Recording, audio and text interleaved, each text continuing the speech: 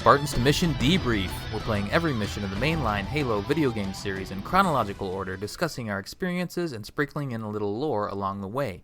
If you'd like to play along or have your thoughts read on the show, email us at podcastevolved@gmail.com or drop us a tweet at podcastevolved on Twitter. We'll be playing the Regret mission on the next episode. This episode, we're debriefing Delta Halo from Halo 2. I'm your host, Colin Perkins, alongside David Arnold. Hello, everybody. And Krysta Brown. There are 2 Halos. How could this be? On his way, last mission, on his way to neutralizing the heretic, the Arbiter encounters the Flood. Urtas and his contingent help Thel slice their way through the overrun mining facility and eventually cut the cord that's dangling the structure. With the facility in free fall, the Arbiter tracks down and murders Sessa Rafumi before Tartarus shows up and brings everyone, including 343 Guilty Spark, back to High Charity. This mission, we're back to Chief, so the in amber clad emerges from slip space outside of another Halo. Keyes orders Cortana to give her as much information on the Halo as possible, and then orders Chief and Johnson to figure out why the Prophet of Regret came to this second Halo. Our heroes do just that with the help of a healthy UNSC weapon and vehicle arsenal. Lots of boom in this mission. The date of the game, the date of the mission is November 2nd, 2552, which is 2 weeks from the previous mission. 2 weeks. That's a lot of time. So does that mean that it's far away? Or does slip space just takes a long time or longer than we think? Well, wasn't the Alpha Ring from Halo 1 was the closest ring to the Milky Way galaxy, I think. So this one's even farther away from that one. That's a good point. Mm-hmm. No, it's all in the Milky Way galaxy. So I think you just mean closest to... Yeah, to the Sol System. Sol System, or whatever Reach they... Yeah. Well, Reach isn't the Sol System, but it's the closest one to Reach. That's where they skedaddled from, right? Yeah. That's what I mean. So 2 weeks is a long time, long ways away. So they're twiddling their thumbs, playing lots of checkers. They're also using Covenant slip space technology because they're kind of piggybacking on the Corvette. That's true. So, I mean, the Covenant slip space technology is a little more advanced than the humans at this point, meaning that they're more precise in, where the coordinates are and how, humanity are just we need to get to this rock. Just don't teleport us into the rock. Yeah. While the Covenant are we want to be, about 3 minutes from landing, right. Just a little bit to the north, whatever. I don't know coordinates, so... Good job, Krysta. I know. So who wants to take us through? This is a great opening cutscene. Who wants to take this one? Oh, it's awesome. It's beautiful. It's so beautiful. Krysta, do you want to do it? Yep. So you see the Covenant ship come out of slip space with a bunch of buildings and debris, and in that debris is in amber clad, and of course everyone's like, excuse me, but there seems to be some kind of object. And then they're like, oh, I wonder what it is. And Cortana's like, that's another Halo, guys. Yep. We made it. We did it. We made it to Halo 2. Yay, but Cortana knew this, right? Because we knew that from the first Halo. She knew there was more out there. Yes. Well, Cortana would have, but... Well, it also depends, because Cortana also inhaled a lot of data from accessing that one Halo. Mm-hmm. And I think one of the things the Forerunners did was make the other Halos invisible to each other so someone can't go from Halo to Halo. I'm pretty sure that was a thing. Right. Because the monitors don't know exactly where the other monitors are, right? They just know how to contact each other. Yeah, I think it's in a lot of the Forerunner trilogy books of how at the end of the war, Foreigners very much compartmentalized a lot of their information. Yeah, just so that everyone doesn't have access to everything. Mm-hmm. Exactly. So, I mean, downloading the data from that Halo, who knows what Cortana knew about the other Halos? She might have known that they existed, but, because she didn't know about certain things later in the series that happened, so who knows? Well, no, she discovered the array, right? I think so, because I think doesn't Guilty Spark say that when connected to the other array, it has a range of X. Oh, it does, yeah. There's a throwaway comment there about that. So we knew there was more than one. Yep. Okay, so she says, that's another Halo. Everyone's like, big gasp, mic drop, music plays, credits roll. That's right. But, Sergeant John, everyone's very shocked. And then, of course, Miranda kind of is living on the legacy of her father at this point. Yeah, but Miranda's awesome. Like, these next couple missions. Miranda's amazing. Miranda's a stud. Right. She's definitely a little more useful than Keyes was in Halo 1, but of course she's like, oh, this is what my father found. She wants to know more information about it. Immediately the strategy starts, coming to fruition and, get people on the ground, get stuff figured out, find Regret, because the main mission right now is to keep finding Regret. So that's about all that happens. Master Chief drops. Sergeant Johnson loads up in a Pelican. I do like the camaraderie between Sergeant Johnson and Master Chief, and the banging on the ODST pod. Kind of say, yeah, let's go. I like the part where Johnson kind of chokes on a cigar too. Like, yes. Yeah. Say what? On the main channel, we just went through Silent Storm, so that kind of talks a little more about Sergeant Johnson and Chief. So it kind of is a cool moment now that we know a little bit more about their relationship. But that's basically the cutscene. Well, then we drop on. We hop in the pods and drop. Yeah, you get the awesome ass really drop. Cool. And then we make a lot of noise. That's right. I do like the Jackal, totally harassing that poor grunt. Yeah. With the, it's like a bear toy or something. So, very awesome bits of trivia, guys. So, during the opening cinematics of Halo, Grunt can be seen playing with different toys depending on the difficulty. On easy, he plays with a stick and dirt. On normal, it's with a plasma grenade. On heroic, it's with fire. And on legendary, it's with a Master Chief doll. And the Grunt doll's in his hand. The objects disappear shortly after UNSC after the pods drop in. And then in the Blur cinematics for Halo Anniversary, the Grunt toys are all beyond the difficulty. So this time the Jackal is dangling a doll above the Grunt, who's beginning at the blah blah blah. So the dolls drop in is either a Urdidec on easy, Librarian on normal, John on heroic, and a Rampant Cortana on legendary. Whoa. Oh, Isn't that's that really cool. I didn't actually notice that. I'll have to rewatch that cutscene a couple times now. On all the different difficulties. That's cool. It's interesting because a lot of these characters, if you're playing the series in chronological order, you don't know half of those characters. Yeah. Right. I'm guessing Rampant Cortana is just pink Cortana? I'm not sure. I've never seen it. And I know I've done it on legendary, but I don't remember noticing that. All right, before we get too far down into things that we shouldn't know about yet, let's talk about these ruins. What's going on with these ruins? It's weird. I feel like aesthetically, it's cool because you're on this unknown, Forerunner ring thing. But do the Forerunners live in these ruins? Do they work in these ruins? Why are there ruins here? So, I was actually trying to look up more information about Delta Halo, and there's actually not that much known about Delta Halo. Probably the best theory I could come up with was the Halos were basically zoos. I mean, they were preservation sites, which means other species lived on these rings. The Forerunners never lived on the rings. They just worked on the rings. Okay, and these are obviously some kind of stone, very primitive buildings. So it could either be something from ancient humanity, ancient Sangheili, or some other species we don't even know about that resided on the ring before the rings fired to collect and index them for the librarian.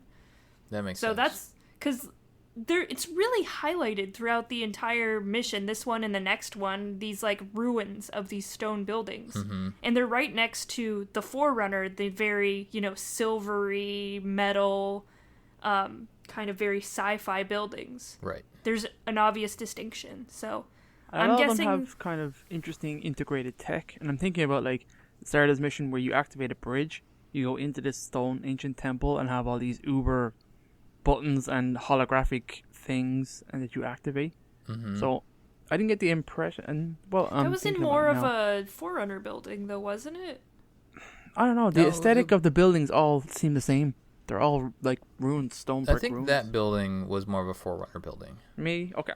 That one because I think there was a big distinction between the brown buildings and the more silvery buildings. Or maybe it was just the interior was more silvery, or at least Because you see the Forerunner buildings out on the lake, because they're like, these are the buildings we need to get going to, because that's where Regret is.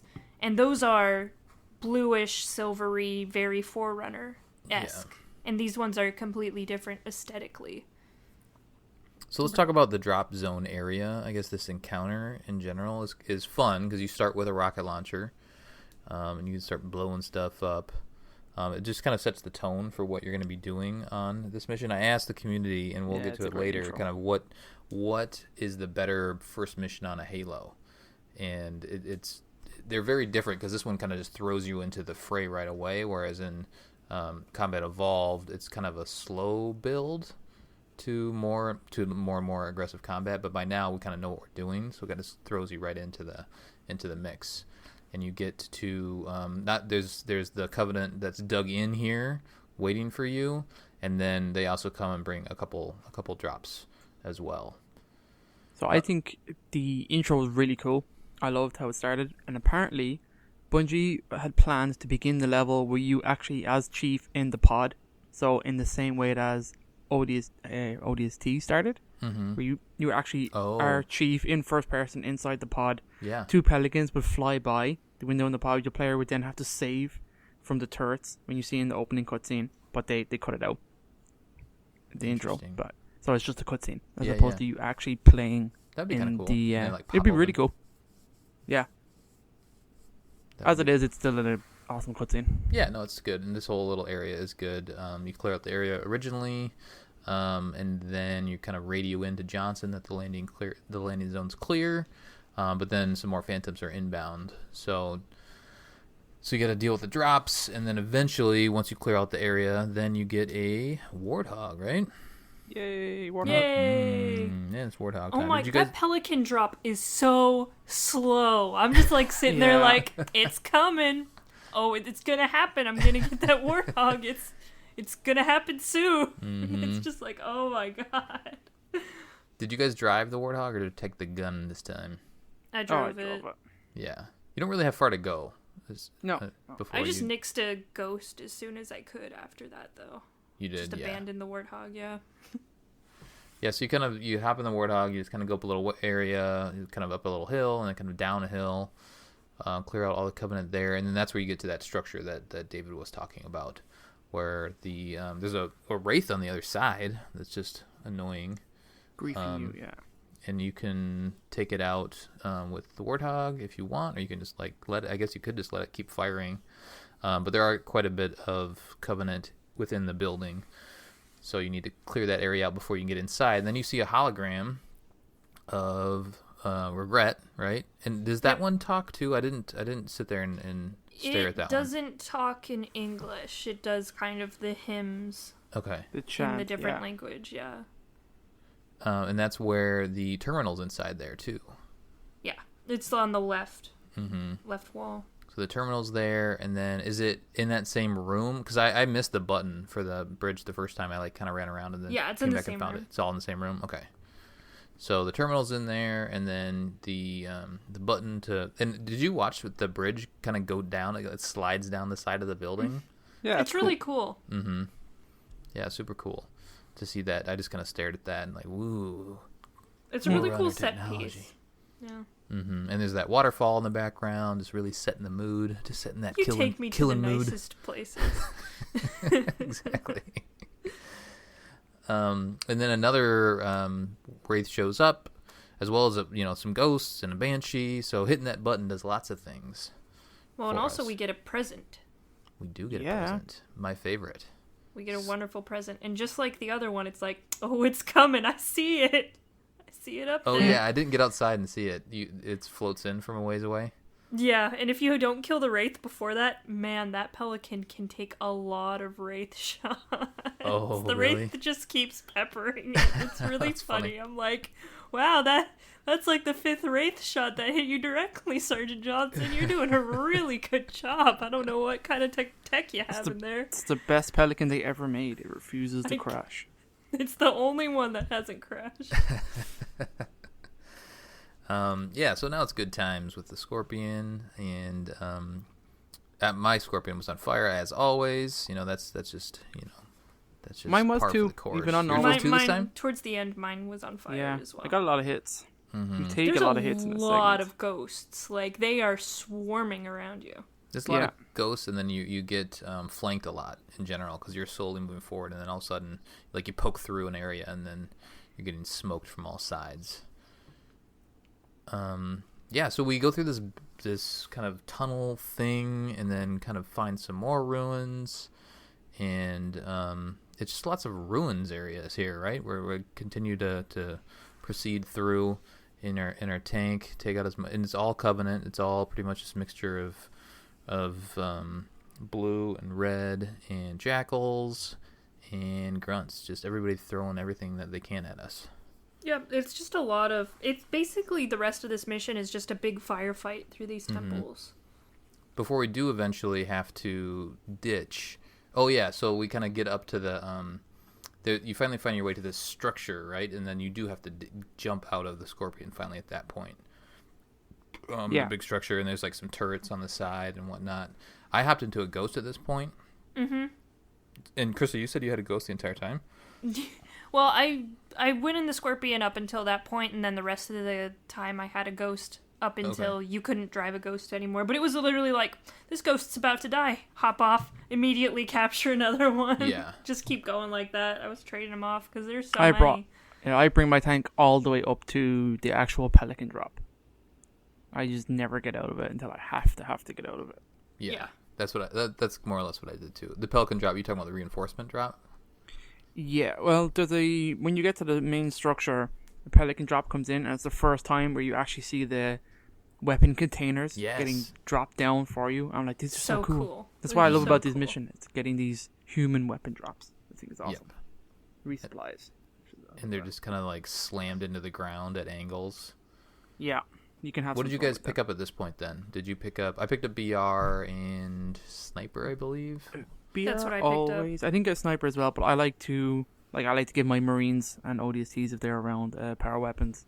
So if I can, because a lot of them drop in with like the SMG. I'm like, that's pointless. Right. So I take it off them and give them a BR, give them a shotgun or whatever. I think you get One a of rocket the guys had a launcher. shotgun. I was like, okay, cool. Except he killed me with it once, and I was so pissed off. I was really mad because he was just shooting at the wall and just happened to hit me. I'm like, really, dude? I took away his shotgun after that. Give me that shotgun. You're in Don't timeout. murder Go me. sit in the corner. There's other holograms throughout the mission of Regret, and he's giving a sermon of sorts. Some of them talk, some of them don't. All of them are equally as ugly. They are in both graphic settings, right? They're just kind of weird to look at. Sinshihim are not very attractive. Yeah, that long neck. I was looking at that long neck in one of the cutscenes today. It's like, that's a really, really long neck. No one needs a neck that long. They're just like, they just peer into the other room with just their neck. They're like, hello. It's just a droopy, long, wrinkly neck. It's weird. Very alien. But they do a good job. I feel like Halo does a really good job when you think of the Star Treks of the world and Star Wars. Well, Star Wars does a pretty good job with their aliens, but a lot of the sci-fi is just kind of like, oh, it's a human but with a wrinkly face or something like that. Yep. Yeah. But these aliens actually do. I mean, granted, they're all bipeds, but they still do look very different than just humans. Yeah. The next area we kind of get to, and I thought the title was great. It was "Off the Rock Through the Bush, Nothing But Jackal," which is a horse. It's a play off of horse from basketball, and just all this. It's like Jackal Valley, essentially, right? You pop through. So down through that waterfall. A lot of snipers. There's just lots of snipers. This part is rough on Legendary. Very rough. Anytime there's Jackal snipers, it's rough. There are a lot of Jackal snipers throughout this mission. I feel like I didn't explore this area, this mission in general. When you're playing on normal, it's not hard, right? It's pretty, Yeah, I died a couple times here and there just because I'm being, too Rambo man. but Yeah, same. you don't really have to explore that much. But when I was on Legendary, I feel like I was like, okay, I'm going to go down this side and try to go down on this side of the valley and see if that's going to help. But no, okay, I died there. Now I'm going to go down below. I went down below into the that waterfall basin, and I think that's where I actually ended up having success, like taking everybody out down there. What's your guys' approach on the higher difficulties in this little valley area? I just snipe as much as possible. Me too. A lot of sniping, and then there is a sword on the ground if you follow the river under the cave. Mm-hmm. There's a sword in there, so that's very useful. Also, there's a few other human weapon drops down at the bottom, so they're actually helpful for sniper ammo and whatnot. But yeah, a lot of sniping. I try and avoid the cave because I think there's a lot. I think it spawns in a bunch of buggers. Drones. It does, yeah. A lot of drones, so I try to avoid that if I can. Oh, so if you don't go in that cave, no drones show up? Is that what you're saying? I don't think so. I always find my way to that cave, and I always find myself hating shooting those drones. Yeah, They're so much harder in this open area, too, because they can just fly all over the place.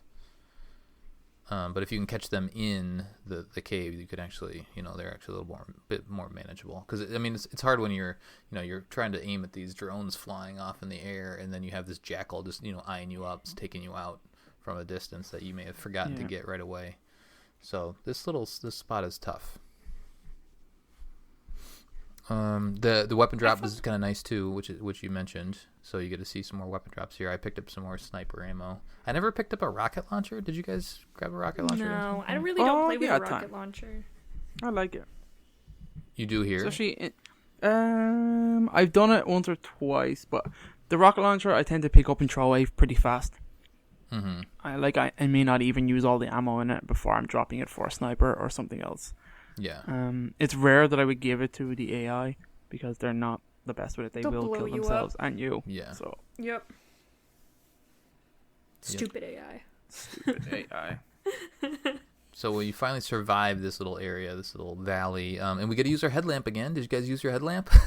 No, I didn't. Kind of go through this little cave crevasse thing, and it was dark. I was like, hey, I can turn on my headlamp. So I did. And then I needed it for 2 seconds, and I turned it right back off. But yeah, you kind of emerge overlooking the lake now, so you can kind of see these structures off in the distance. You get some you get to snipe some jackals that are hanging out on the top of that structure there. More supply canisters are here. At this point, I'm kind of feeling like this mission's like, this mission's kind of long, right? Like, and it's a weird place to put that drop, given what's about to happen. Well, right, exactly. So I'm like, why would you do that anyway? I think that's why, because I was like, I got another drop here. I'm like, I gotta keep going, really? In retrospect, like, it's not a really long mission, but when you find that drop of UNSC weapons, it makes you think that it's going to be longer. But you essentially just kind of clear out this little area here, make it down to the door, and then you're done. Well, and we get our first encounter with the honor guards. Yes. Which are a pain in the ass. Yes, but they have that sweet armor. That armor is so sweet. Mm-hmm. They pull out swords and just will sword you directly into the face. Yes, they will charge you. Yes, they will. And sword you. Rocket launcher's handy here if you have it. In these tight quarters, I like to rock these bad boys straight away. Or just sticky grenades will take them out. That's usually what I do. Yeah, that's what I'm doing. Just sticky grenade them and back up and jump. Yep. Yeah. If you keep jumping, they can't get you. It's kind of funny. They're just like underneath you, swinging at you. Swiping, right. That's great. Yeah, so, and then the mission kind of just is like, boop, all right, here's your screen. Here's how well you did. Okay, we're done. Here's the cutscene. You're good. Congrats. Take a breather. You did it. Yeah. Anything else you guys want to talk to about the? Do you have any fun trivia? Any more fun trivia, David? For this mission, that's kind of what I got. A lot of it's about the cutscene stuff. Nothing else that really stood out to me. I do have to say I really like this mission. I like Delta Halo. Yeah. I think it's a good balance of power weapons, vehicles, getting a lot of resupply drops, which I really appreciate. Mm-hmm. I don't like using Covenant weapons that much. Except for the carbine. Carbine's pretty cool. I don't mind the carbine. Yeah. No, it is good fun. I like this mission a lot. It's fun. It's open. It's varied. It's pretty. It's bright. And there's lots to do, lots of variation. You get a Wardog, you get a Scorpion. You can use almost all the weapons. You're kind of meandering through these caves area. Lots to do. You can blaze through it pretty fast if you want, but if you take your time, enjoy the waterfall. It's a nice little mission. It's a good shoot 'em up mission too. It's just I want to shoot things with a bunch of different. I want to shoot things with as many different guns as I possibly can. Right. This is the mission for you. Absolutely. So why don't we just talk about it real quick? So I want to get to the community question that I asked. So I asked the community, which mission do you like better? The first Halo mission from the first Halo game, from Combat Evolved, or this mission? Like, which one is the better mission? They're both different. They're both unique. They both have different impact because Combat Evolved was like the first Halo game, the first time you were on the ring. Whereas this one, you kind of, you've done that before, but you haven't been on the second ring quite yet. So you kind of know your way around what to do. This one throws almost everything at you in terms of your arsenal. What do you like, Krysta? What do you prefer? Combat Evolved or Halo 2? The first this one's, I feel like Halo 2 is just generally a more cinematic game, and I think that really helps it. I think the stakes are higher when we drop on this ring, and I think we get a lot more stuff. The good thing about the original Halo mission is that it's just the original Halo mission feels alien, while the Halo 2 mission just feels, business as usual. We're on another Halo again. We got to go kill a prophet. Just because you've done it before, right? Yeah. Yeah. Yeah. But this area, the ruins really adds the aesthetic to me, and I hadn't even thought about what you just said before, with maybe this is where some of the seedings, some of the other species were seeded and hanging out, or when they were hanging out in the Halo before they were going to be reseeded. Yeah. That made sense. That makes sense to me. So it helps. When you're coming in and seeing these ruins, you're like, well, this is weird and mysterious. But then replaying it now, knowing everything we know, playing encountering these ruins again, is like, well, does this really make sense?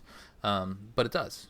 Based off of what you just said. So that makes it feel, I don't know, more part of the larger lore. It's not just kind of window dressing on the mission. Yeah. I feel like Halo does a really good job at, nothing is here on accident. Like, there's usually some kind of theory or some kind of explanation for pretty much anything you find in a game. It's not just there for, oh, this looks really nice there, so we're just gonna plop a bunch of temples down. Yeah. Yep. Or we're just gonna throw a bunch of temples down just because, it makes it look cool, right? And you're in this old area that's also new, and this old area that looks old but is also really advanced technology. Yeah. David, how about you? Which is the best Halo mission? Which is the best first Halo mission? So it's really hard between Halo and Delta Halo. Which is the better mission? I've always given Halo CE my favorite one in the series. But I think they're very different. I think I might like Delta Halo more, just on the basis of it is nice, it is wide and varied. But I think about it, so is Halo and CE. You get all the power weapons. There's no tank, I suppose. There's a cool Warhol part. I don't know. I mean, it's got the cool ancient structures. We didn't really know what was going on, and there's a bridge in both of them. You got to hit a button. There's a bridge in both of them. The That's true. There's an indoor underground part. There is. Kind of selling it back to myself again. See. There's a sniper part. I don't know, man. It's pretty good. I mean, there's a waterfall. They're very different, but I know we're calling on a lot of similarities, but damn, I don't know. I think you need to pick. Pick one. I know. All right, David. We only have so much time. I'll say Delta because I think it does have more going on, and I know we're going to get into the next mission as well. I have trouble breaking those two apart, so I always think of them together. I think together they suit really well, and I think I like how they roll one into the other. I like your objective in this is go kill a prophet. That's really cool. That's really dramatic. Do you know what I mean? In terms of how high that is, you're killing one of the 3 leaders of the Covenant. That's such a huge big deal, even for in terms of the lore and like what you're trying to achieve, and that you're pretty much following up on the original mission that you were supposed to be doing in CE, which was to infiltrate and capture a prophet, which we talked about before, like Operation Red Flag, of like that's what they were trying to do, and that all fell apart at the very start when the Covenant showed up in Reach. So I like that it's just continuing that and kind of closing off that little kind of story of something that you started to do. It's pretty cool. So I'm gonna go on. Delta Halo. So you're Delta Halo. So you're saying you hate Combat Evolved. Okay, got it. I hate All you, right, Colin. yeah, that's okay. Damn it. I We'll burn will. every Stupid single show. copy in existence just for you, David. I hate this show. It's dumb. I will say I'll go with Halo from Combat Evolved. Just in the main difference, I really like both missions. Let me say that. This one feels there's a lot of variety, but it also feels more like a tunnel than Halo did. It's more when you're landing on the ring originally. It's huge, wide open, and at the end of the mission, there's a bunch of different paths to take, which I think is kind of setting the tone for the series in general. And there's obviously the nostalgia factor. I think there's probably more to do in this mission in Delta Halo, but Halo, that mission just helps kind of set the tone, and it's big. It feels big, and there's lots of different ways to attack that mission. So I'm going to go with that one. That's my answer. What do the community That's say? the one I want. What do the community say, David? And we got a couple of responses. So from There's the some on Facebooks. Discord too, if you want to pop it. There's a lot on Discord. Discord's very wordy. Okay, well you can summarize. Let's see what I can get. Yeah. So looking at the Halo one, Halo Facebook. James M. Scott says, "Both were awesome. Combat Evolved was your childhood. Inspired me to join the Marines. Holy crap. Medically disqualified. Damn. Maybe proud to be Halo fanatic. I am today. Fair play, James." That's cool. Right. Riley Taylor says 3 technically because the mission has a Halo ring as well. Whatever, get out of here, Riley. Spoilers. Brad kind of touches on what I'm thinking as well, like how can you choose between greatness over greatness. Both missions are amazing in their own ways. The Scorpion section, landing on top in a drop pod, fighting the ODST and then drop regret holograms. It is pretty damn cool. Halo's great for other reasons. The open world feel, launching the Warhawk off the hills, like you said, is pretty cool. Each area requires a different strategy to approach, and of course the first time in the series you get to be on the very namesake of the game will always have a good feel. Also the fact that the mission's just called Halo, which is kind of what I like as well. Lance says, Delta Halo for me because there's just something about how all the architecture looked that made it more mysterious than how the ring looked in Combat Evolved. Fair enough. Mm-hmm. Good enough response. From the Discords, which is the first time I think we've done the Discords. We have Ghost saying, Delta Halo matches bum me way to this day. Halo is fun, but Delta Halo is another level. Ghost also says different route, like he says he likes same. Everyone likes kind of the open way field, but there's a bunch of different ways to take on Delta Halo as well. If you don't use the tank, you're wrong. But I think not using the tank makes it more challenging in some ways. So if you're trying to take the Warhog through, for sure, it's probably way harder.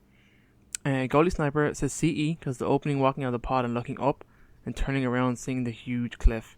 Get goosebumps every time. Driving around and collecting as many Marines as possible. Wide open landscape, which you can choose groups to save first. But in saying that, the opening cinematic at Delta Halo is incredible, indeed. And that's pretty much it. The first thing I did the gondolas, gondolas sucked. No one likes gondolas. But, that's the next mission. Yeah. That's nice. Okay, guys. Very nice. Cool. Thanks for everybody that responded, as always. Krysta, let's talk some Terminal. Okay. This is actually one of the shorter ones. We do get a lot of cool, this one is a Sanshayum scribe that is kind of describing some of the history that they have between the Sangheili and specifically the Arbiters that the Sangheili have. We get a lot of really cool shots of early Sangheili kind of civilization, and the planet, of course, because Sanghelios is a pretty cool place, I've heard. So, when, before the Covenant actually, found the Sangheili, the Sangheili were a very warrior race. It was a lot of different clans fighting against each other. We kind of get a, glimpse into that. The Arbiter was kind of either the ruler or the king over many of the clans. So he was kind of this end-all be-all, part king, part judge. Yeah. He was a warrior ruler over all of these clans because in their history they were warring so much that it was almost impossible for any technology to be built, and there was no they were at a stalemate because of all of the fighting. So the Arbiter kind of ruled over them and kind of united this civilization in some respects because they became spacefaring before the Sanshihim actually found them. So the Sanshihim show up and they're like, I like your Forerunner artifacts, we'll be taking those. And the Sangheili, who worship the Forerunner artifacts and do not like touching them, they're just kind of temples, not to be messed with. And of course the Sanshihim always liked to learn from their technology and use it to their advantage. So they didn't get along very much. So the war happened, all that stuff happened, and then the scribe talks about, what happens after the war and how they made the Arbiter, just basically their right hand. It was their warrior in order for them to send out and do stuff. Because the Sanshihim don't do anything. So, long and short, the Arbiter used to be leader of the Sangheili, and now they are puppets of the prophets. Mm-hmm. They are indeed. Bum, bum, bum. Dun, dun, dun. All right. So one thing I did forget is the skull. I forgot to look that up. Or I forgot to find it, essentially. But I always forget to find them. When you're driving the Scorpion, at the very end, we already talked about, we're at the very end where you can't drive the Scorpion anymore. And there's all those turrets, and that's where you get kind of the drop of the first weapon drop in there. It's in there. You got to jump around. Kind of in the back corner. I'm not going to really describe it, but you got to jump around and find it. Look up a guide. It's in there. It's the Envy Skull. If you want, do you get Colin's 10 tips? Look up a guide. Yeah, exactly. Do you get 10 achievement points for it? Is that what you get? Skulls? I think there are 10 gamer score. I think Okay. for the skulls. I think so. So if you're a completionist, go grab it. But as we mentioned before, all the skulls in Halo 2 are weird. But it is there. All right, anything else before we close? We'll go hunt down Regret. We're going to go get him next. Oh, yeah. He's going to regret that. Yeah. Oh. Nice. See what you did there. Yeah. All the regret puns next episode. All right, that'll do it for our debriefing of the Delta Halo mission from Halo 2. On our next episode, we will be covering Regret. Send us your thoughts at podcastevolved@gmail.com or drop us a tweet at podcastevolved on Twitter. Until next time, evolved. Evolved. Evolved. Bye.